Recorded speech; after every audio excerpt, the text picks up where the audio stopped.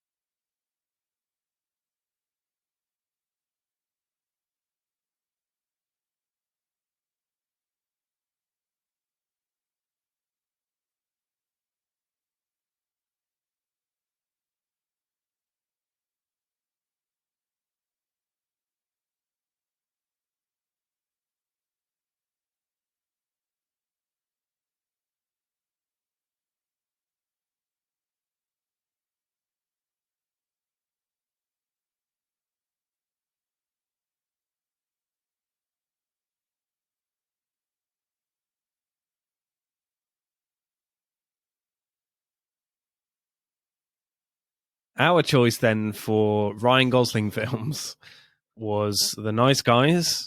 I gave Boaz like 3 choices for him to pick from. I said Only God Forgives, Drive, and The Nice Guys. So why did you pick The Nice Guys for our film, Boaz? So I watched this film many, many moons ago when it came out. It's not that old. You know, It's only 2016, I think. Yeah, 2016. So that's 6 years, right? Yeah. So 6 years ago. It's not like it came out yesterday. Well, this year. Not many moons, is it? It was many moons. Well, there have been many moons since then. Like, you know, there's a moon every night. So yeah. I would say many moons is like decades, I would say. But anyway, we're divulging. Yes. No, you're digressing, but, you know. Digress. Yeah. Yeah, so, a few moons ago, then, whatever, I watched this film with some friends of mine at university. I knew absolutely nothing about this movie going in. We went and watched it, and I thought it was hilarious. It's just so funny. And it's a really good action film as well. It's like, you know, it's really good. Like, it's really high octane, very intense. I just love it, man. And I'd not seen it since then, but it definitely stuck in my head. So, you know, when I just heard that again, The Nice Guys, I was like, holy shit, getting flashbacks of me watching it in the cinema. I was like, man, I got to watch that again. So that's why I picked it. On a rewatch, I think it's actually better than I remember it being. So, you know, that's a damn good. Yeah, that's good. You know. Classic podcasting there from Boaz. Yeah, of course, this is written and directed by Shane Black, who obviously wrote Kiss Kiss Bang Bang, Iron Man 3, Predator. We don't talk about that, though. Which is certainly a film, when I watched it at the cinema, I was like, can I have my money back, please? Is this the Predators you were talking about? No, the Predator. Okay, I haven't watched that one. Yeah, don't. Okay. Yeah, this is obviously co-written as well by Anthony Bagrazi, Bagrozzi,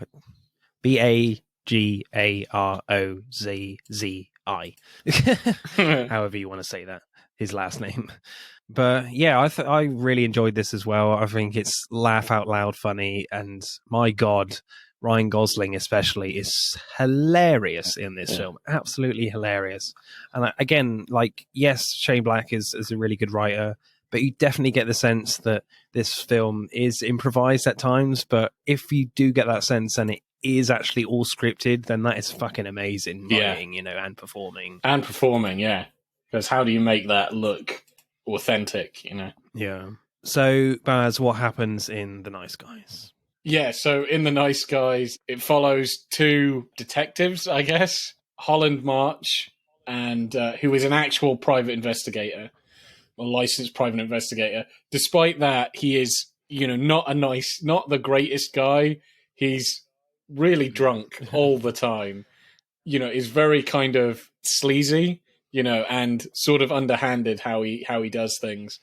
Really kind of pessimistic. He does have a young daughter though, who's a really awesome character. So Holly March. Also, this is set in 1970s LA. So basically, the film opens with a porn star called Misty Mountain. Yeah, Misty Mountains, dying in a very dramatic car crash, just in front of like some kid's house. You know, like just you know, the car comes tumbling through the fucking house, out the other side, crashes, and the kid sees her die, which is pretty crazy. Holland March, played by Ryan Gosling, he's been hired to look for Misty March, Misty Mountains. Even though she's confirmed dead, we see her die in the movie.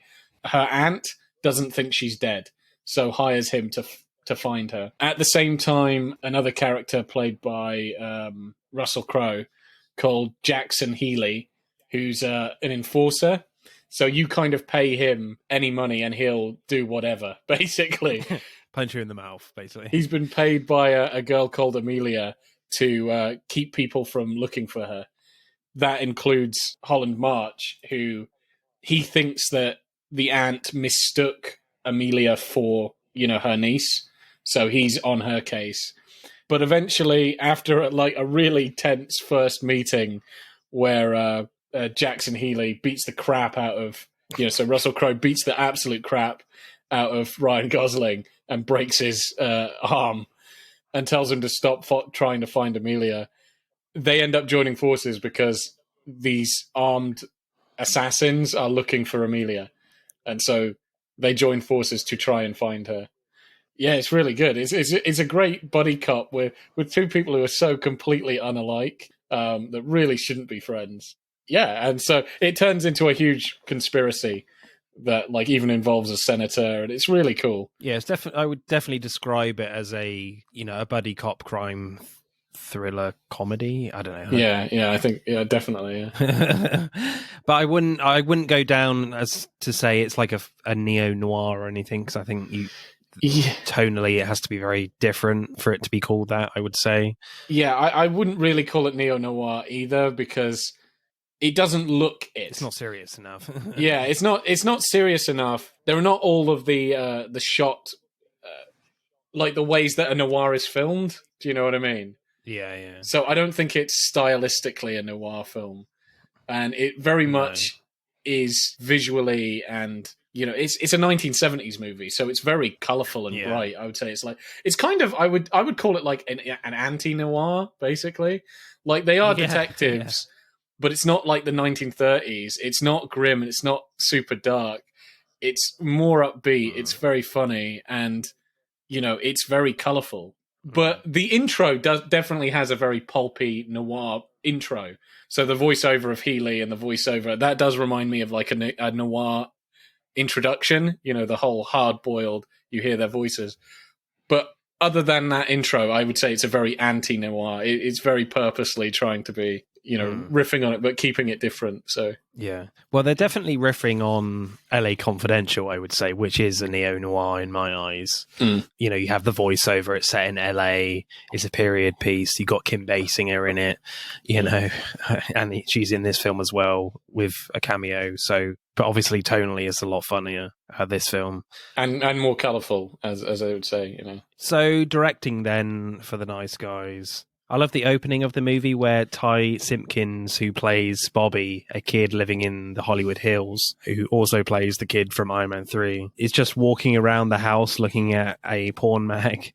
Then in the window, you see a car driving down the hill and you're like, oh, that's odd.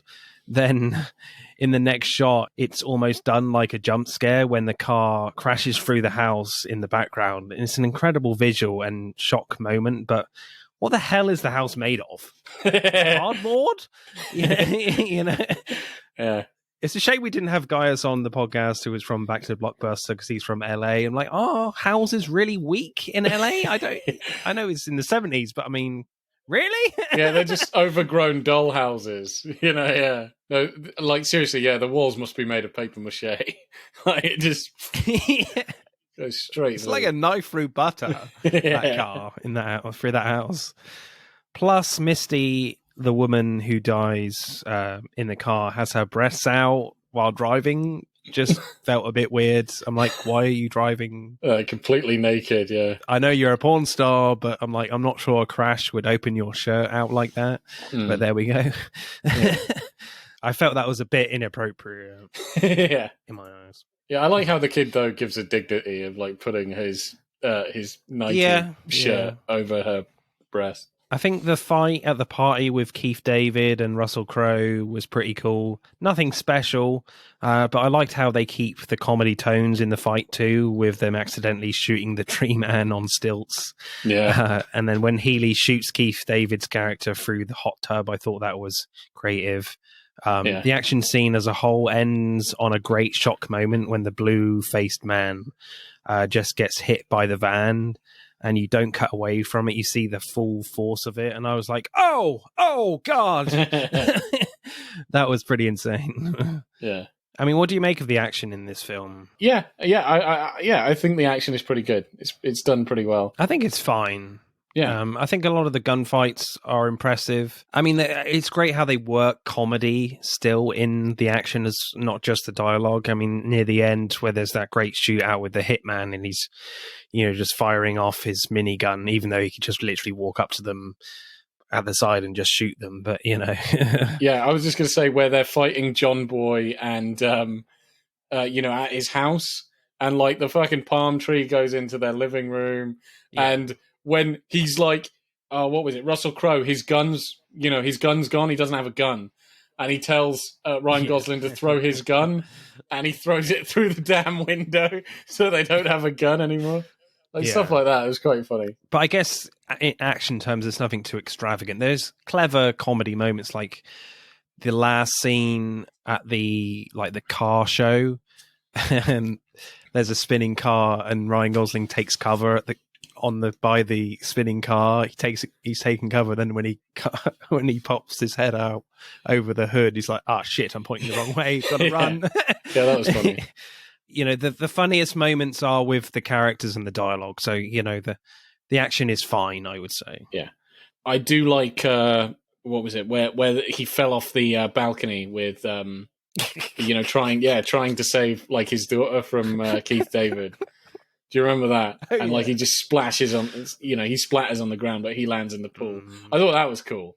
Yeah, that they just kind of stick on that bang, bang, and he goes in there. And then I love the scene with him seeing Richard Nixon. He's like, shit. Like thinking he's gonna die. Yeah, that's hilarious. That was a great visual reference to a joke they made earlier. Visual gag, yeah. The film did make me feel quite stupid at one point because of my lack of knowledge about cars. When Holland is driving with Healy at night and he's saying, I'm getting really sleepy at the wheel and he needs to pull over, but Healy says it's fine, just let the car drive itself. So Holland just lets go of the wheel and the car drives itself. And I was like, oh, okay, I didn't know old cars could do that. Then a giant bumblebee is at the back, is on the back seat and I'm like smoking a cigarette. Yeah. And I was like, I see what this film is doing here. He's asleep at the wheel. I did feel very stupid then. But Russell Crowe is very convincing, okay? Yeah. He's very convincing. Yeah, that was fun. I liked where you first... So you don't meet John Boy the first time. I think when you do meet him the first time, that is really quite sinister because you do think he's just a regular doctor, and then I like that reveal. Holly is very smart. She works it out. and then he becomes much more sinister. Yeah, arguably the smartest character in the film. Oh man, she is just by far the smartest character.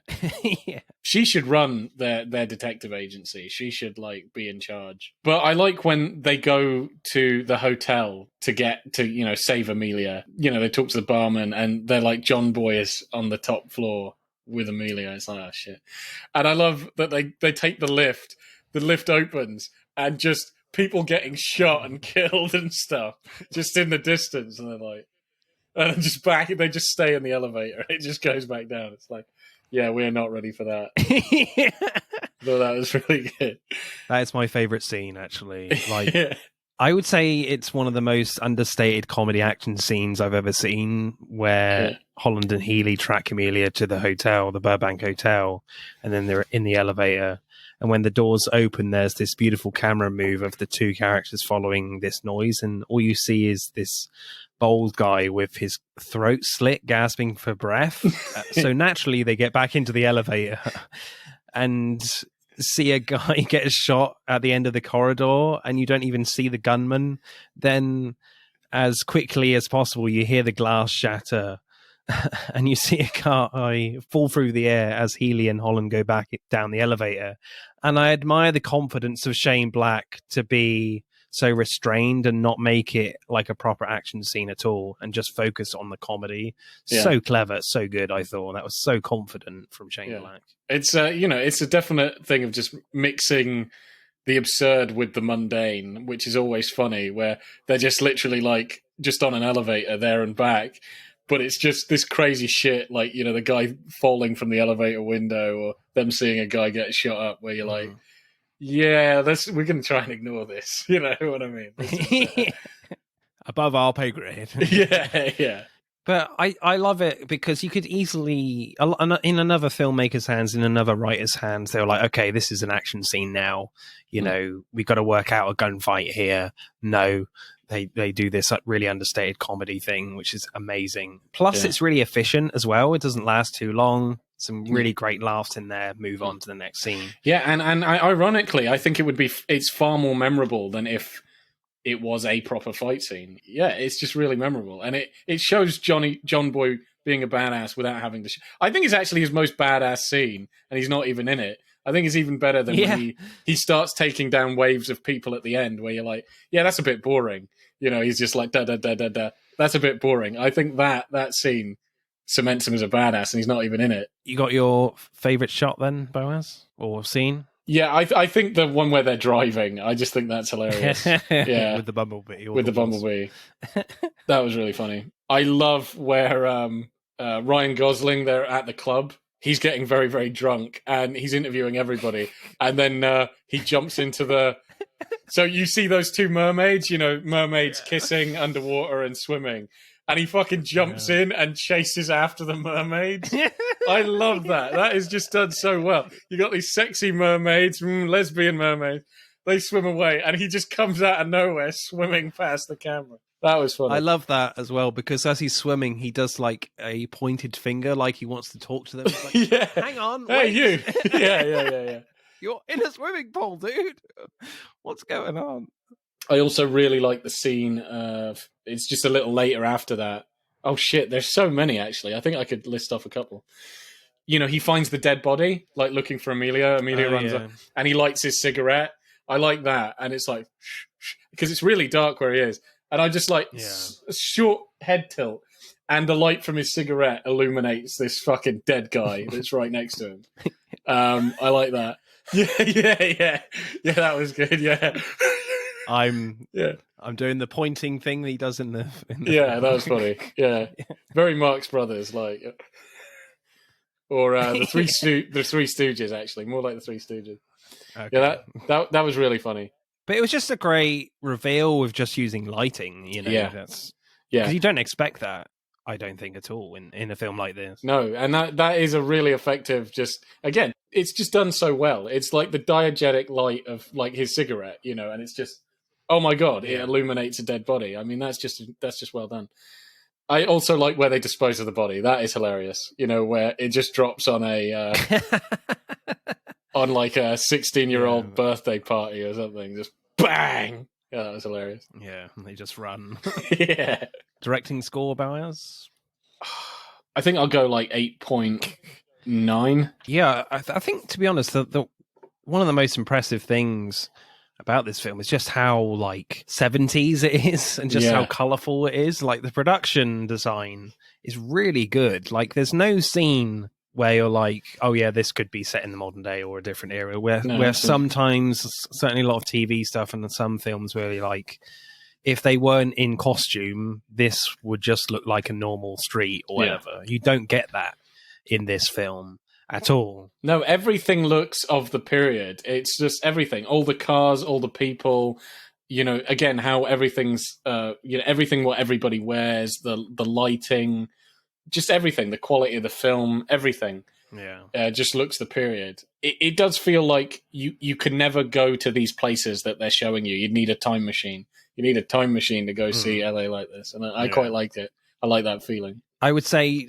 negatives, like, the action is creative, but I don't think you would lose anything if it wasn't there. Yeah, no, I kind of agree with you there. Like even there's nothing special about it, I don't think. Yeah, I would kind of agree. It's kind of one of the strange components that an action comedy. So, say for example, like Rush Hour, the action is good. With this, the action is okay, but I think you're right. I think you could get rid of the action, and it would still be a great film. The action doesn't make the movie.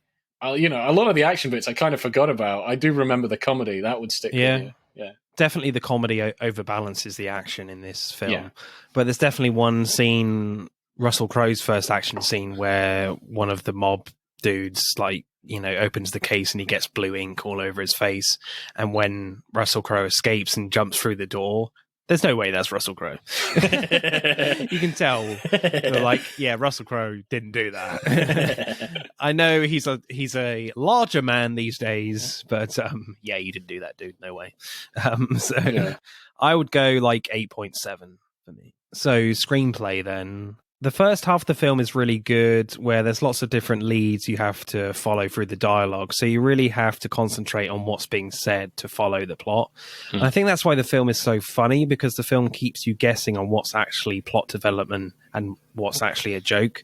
So you don't see the jokes coming as much, because there's a possibility that the dialogue could be plot development. So the script is quite clever in that sense, making it absolutely hilarious. So I love how the film kind of keeps you guessing still throughout. Yeah. Certainly the first half of the film. I love that near the end of the film, you have this pretty big gunfight outside Holland's house with the hitman trying to kill Amelia. Then the hitman and Amelia escape. Then the hitman is driving the car and Amelia finds his car and just shoots her just like that. And you're like, wow, I didn't expect that. Yeah. Then this whole time following leads about finding Amelia, then she dies almost immediately, so undramatically, was pretty bold, I thought.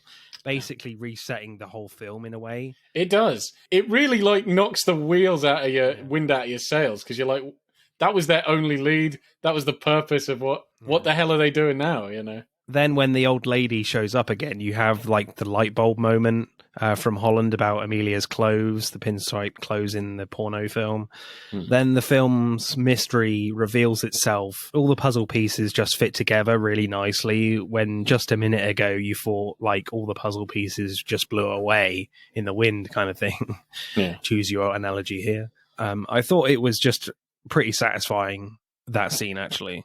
Yeah, I thought that was great. And it kind of, it makes a lot of stuff at the beginning. Like, there's good payoff, because there's a lot of stuff at the beginning which you think has nothing to do with the investigation. And it turns out, oh, no, that shit is really important. So I'll give you some examples, like, because they're only just after Amelia and to work out what the hell's going on. And obviously it turns out her mother, who had hired them, actually hired the assassins. And it's like, why on earth would she do this? I just don't get it. And then I like how they just work everything out, because it's like, yeah, the old lady, what she saw is important. She saw the movie that they thought is destroyed. She saw it, which means it still exists. And then even what Misty actually said in her dying breaths at the beginning of the film, where she says to the kid, "How was my driving?" or whatever. Like, that's the title of the movie. And like, they just piece all this together, and they're like, "Oh my god!" Yeah.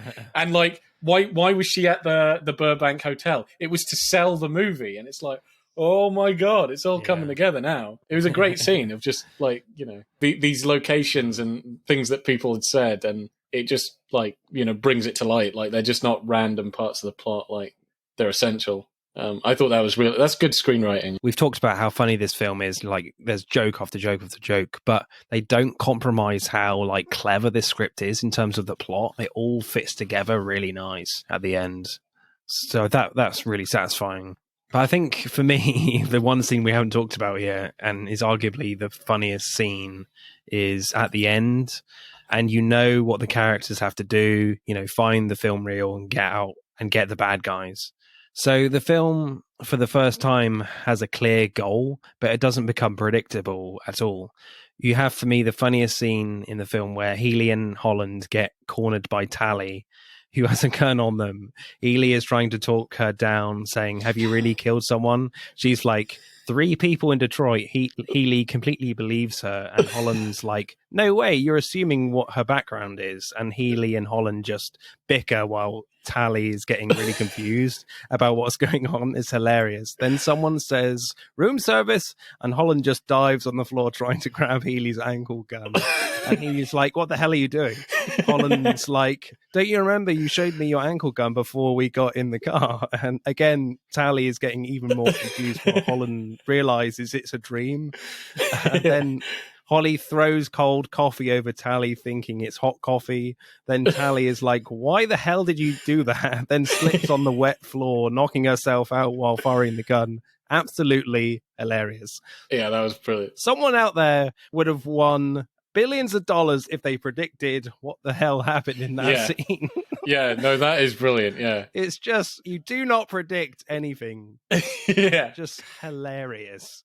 Yeah, no, that is really good. You wouldn't predict that she would. As you said, it's like you think, oh, Healy can talk her out, talk her down. It's like, no, she's going to kill. She's a cold-blooded killer. Look, she's got a gun on us, dude. Yeah, we're dead. You think Healy's going to do something cool? It's like, no, he's not. And I do love the ankle gun thing. I thought that was hilarious. Yeah, it ended up being part of his dream. And oh man, yeah, that was such a funny scene. It's like, "I'm sure you had an uncle gun here," and then he's like, "Oh yeah, I drove it." Yeah, because the car drove itself. It's like, oh shit. Yeah. During that scene, there's a great line from Ryan Gosling. He says, when Tally's got the gun on him and she doesn't believe she's a killer, he doesn't believe she's a killer, and he says, "Tally, this is not you. You're not a murderer." And then Healy says, "She just said she killed 3 people." "I know, but I'm saying deep down." Yeah. There's other great lines near the start. A nurse is about to take Ryan Gosling into hospital or something, and she says, "Now tell me, are you willing to find God? I'm trying to find Amelia." Yeah. Which is brilliant. Oh, and that was after a really great scene where he tries to break into an abandoned building. That was hilarious. Where he wraps a cloth around his hand, to protect his knuckles, punches the window, and then cuts his wrist. And he's like, he is really bleeding. Oh, shit. Yeah. Then the ambulance. Yeah, that was brilliant. I love the dialogue when Healy and Holland meet for the first time. Healy says, "Mr. March, we're going to play a game. I think you have the wrong house. It's called Shut Up Unless You're Me." I love that game. Holland is at his daughter's birthday party at a bowling alley. All the girls are screaming at him, and he shouts, "Jesus Christ, one at a time!" And then one of the girls says, "You took the Lord's name in vain." "No, I didn't, Janet. I found it very useful, actually. Okay, Janet." I like that scene. That cracked me up when I saw it because I completely forgot about it. Where Healy's just like dressing himself at the beginning, very early on in the film, and he has a word of day calendar, so like a thing with an extra a new word. And what was the word? It was equanimity. Equanimity. Yeah, I can't even remember what equanimity means. I'm actually going to search it up because I can't remember. It was like calmness and composure in a difficult situation. And then he goes, he took her betrayal with great equanimity. And then it has a flashback of his ex-wife. And they're at a restaurant, and she just goes, Jack, I fucked your father. And he's like, what? He spits his drink across the room. Yeah, that was so funny. It's like, what? And he doesn't know where to look. Yeah, that was such a good scene. That was so funny.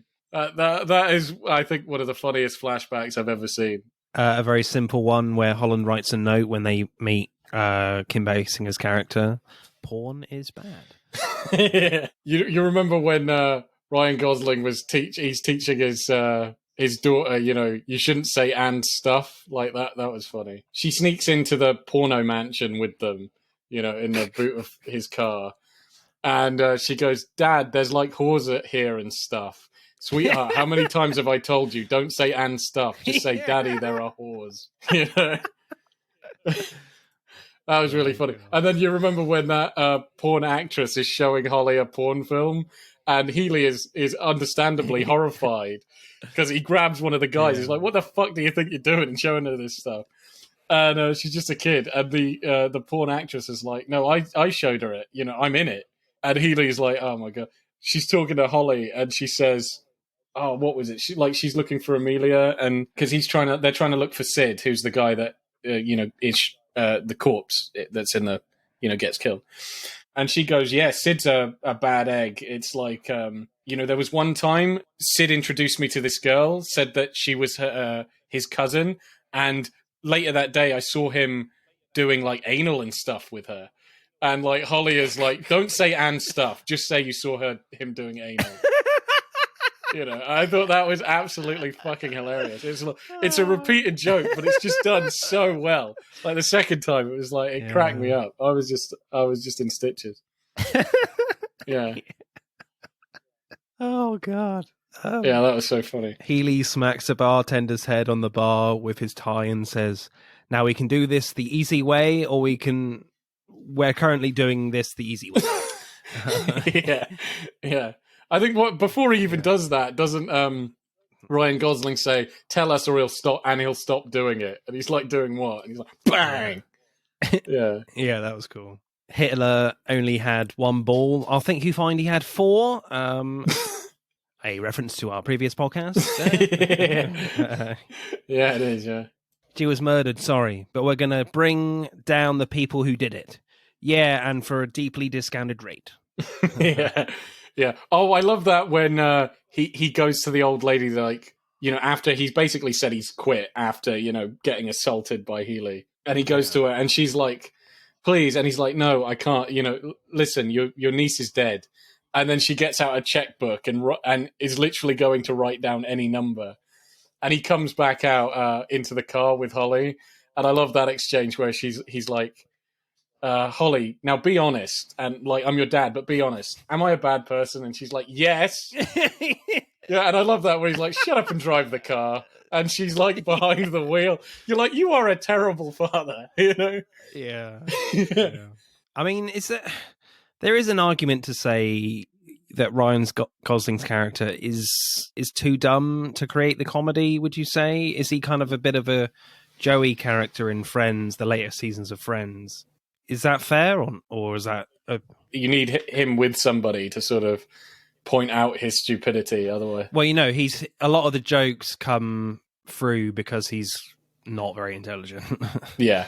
I think there are a lot of jokes that come through because he's dim. I mean, is that a bad thing, or is that a positive? Well, it made me laugh, so, yeah, it works for the film. I think there are enough clever moments from that character that... Because he's the one that actually works out the puzzle. So yeah, I think he is a well-rounded character. I think both of them are.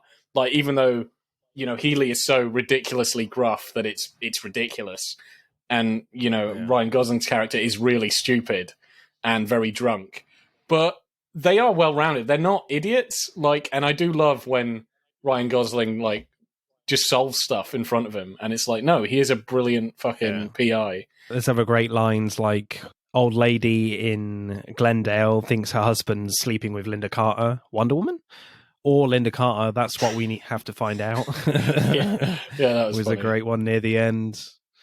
I think my favorite line though is, "I was in the pool. You were in the pool? Why? I had to question the mermaids." Yeah, which is a great one. Because he gives him shit from falling off the building. And then I love it because the second time he does it at the last fight scene and he falls off the building into the swimming pool.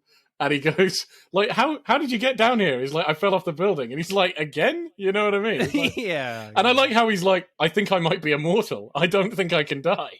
You know, because like by this point he's been shot at so many times. He's fallen off 2 buildings. I think I'm invincible.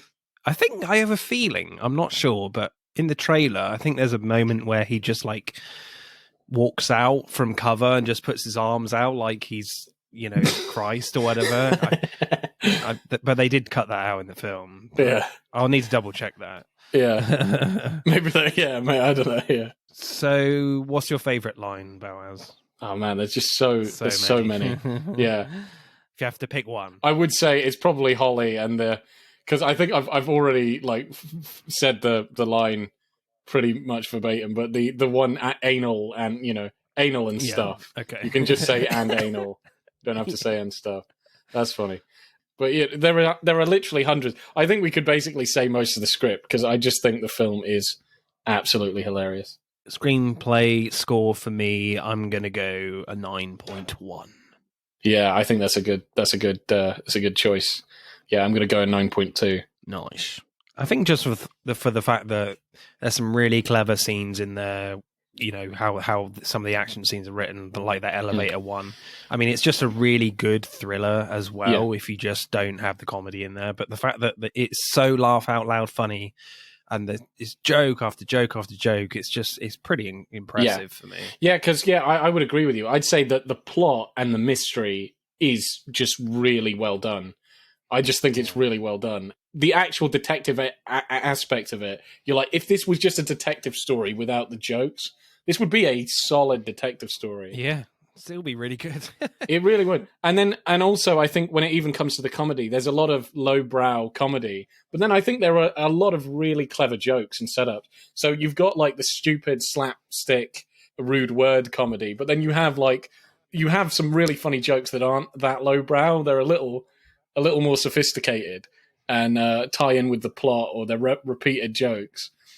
And I just think there is, there's a lot of good stuff in there in the script, Acting then.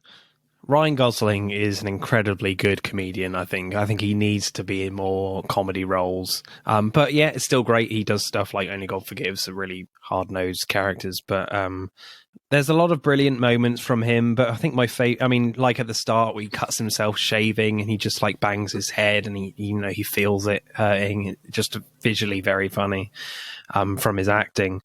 But I think my favourite one is when Healy finds Holland on the toilet. And at this point, Holland doesn't trust Jack Healy at all. So he's trying to keep the cubicle door open, cover his privates with a magazine, smoke a cigarette and point a gun at the same time. The cigarette drops down into his underwear. Just the slapstick comedy Ryan Gosling creates, juggling all these things, is amazing. Plus, it's topped with great dialogue where he asks Healy to turn around, and Healy says, "There's a mirror there, right?" It's just so funny how it develops. It's like close your eyes, turn back around. I really like the first meeting Ryan Gosling has with Russell Crowe. We've kind of talked about it a little bit, but Russell Crowe's character Healy is in complete control, and Holland tries to get a gun. Healy deals with it easily and punches him to the ground. Then when he tells Holland that he's going to break his arm, he's so whiny, like a little child shouting, "No, no!" Then when, not in that East London accent, but then when Healy breaks his arm, Ryan Gosling lets out this really high-pitched whine of pain, which is quite extraordinary to hear, frankly. Ryan Gosling is incredible at making this character so pathetic at times. It's such a great departure from him, I would say. So I like Amelia. I thought she was quite fun. I think you don't get much with her like directly because essentially they've been chasing her throughout the film. Margaret Qualley. She's really obviously paranoid and very like a hippie and very liberal and Basically, her character from Once Upon a Time in Hollywood, but same character pretty much. yeah, essentially, yeah. But just not a psycho killer. Yeah. Her mother's the psycho killer in this one. Yeah.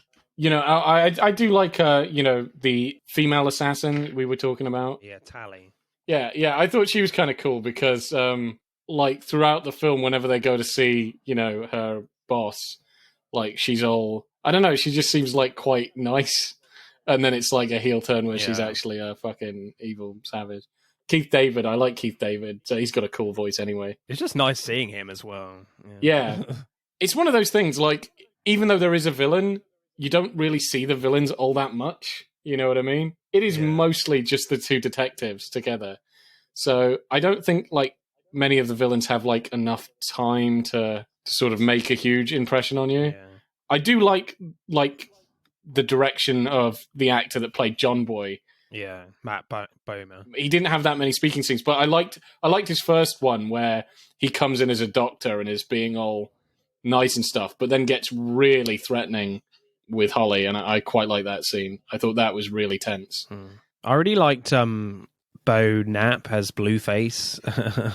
He was quite Weasley and quite evil. I thought he was fun. Yeah, exactly. Yeah, he was a wanker. Yeah, just the way he was like torturing Russell Crowe's fish, that was fun. Yeah, especially after he's been hit by a car and he's still giving lip. I love seeing Kim Basinger in this. You simply don't see her much these days, but I don't think she was very good in this, unfortunately. No. She's very wooden, especially when she's playing alongside Ryan Gosling and Russell Crowe in that first meeting. Yeah. It's a real shame. She's just a bit boring compared to everyone else. Yeah, no, I agree with that, yeah. And it's kind of a shame because she's the big bad, but she's like the least memorable thing of the movie. I don't know how you'd get the big bad to be just like, do you know what I mean? Like, doesn't make any impression on you whatsoever.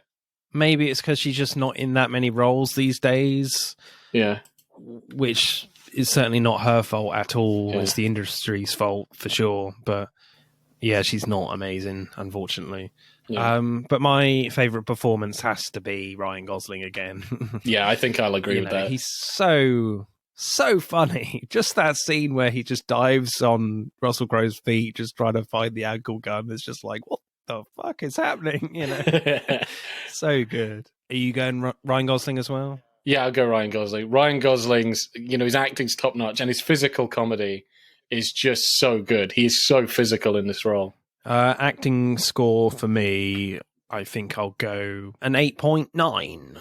I mean, everyone's really, really good in this. I think if they had a better villain, I would probably go a little bit higher. Yeah, I think I agree, yeah. It is a shame they don't really have a memorable central bad guy nemesis. I'd go like an 8.6. Because I think, Russell Crowe does a great job of he has his own great funny moments, but he, that great flashback scene, but he does a great job of just kind of being the normal straight guy against Ryan Gosling. You have to have a character like that, and Russell Crowe is perfect at it. So yeah, absolutely. Right, let's add up the scores then for The Nice Guys. The Nice Guys gets a very respectable 53.4. So The Nice Guys wins this one fairly comfortably against Crazy Stupid Love with 47.4. Next episode, as Bullet Train is out in the cinema, we'll be talking Brad Pitt films, and hopefully we will have a guest for this one from the Real Thing pod, as in REEL. I see what you did there, guys. So that should be very exciting. Thank you very much again, Boaz, for coming on. You try and think of something funny to say. No, you're just a really nice guy. Bye-bye, Boaz. And you're a terrible piece of shit. So yeah. All right, bye. I'll just fuck off right now then. Bye. Yeah, we're splitting up. We're splitting our detective agency. Gone. Bye. That's it for part 2. Thank you for listening. We hope you enjoyed it. Check out part 1 if you haven't done so already. But don't stop there. Get involved and tell us what your favourite films are relating to the episodes. Send us a DM or comment on Instagram and TikTok at Film vs. Film Podcast, for Twitter at FVF_podcast. If you do, we'll give you a shout out on the next episode. If you're feeling really generous, you can buy us a one-off coffee at our Buy Me a Coffee account. Remember, please leave us a 5-star review and subscribe. Pod signing off.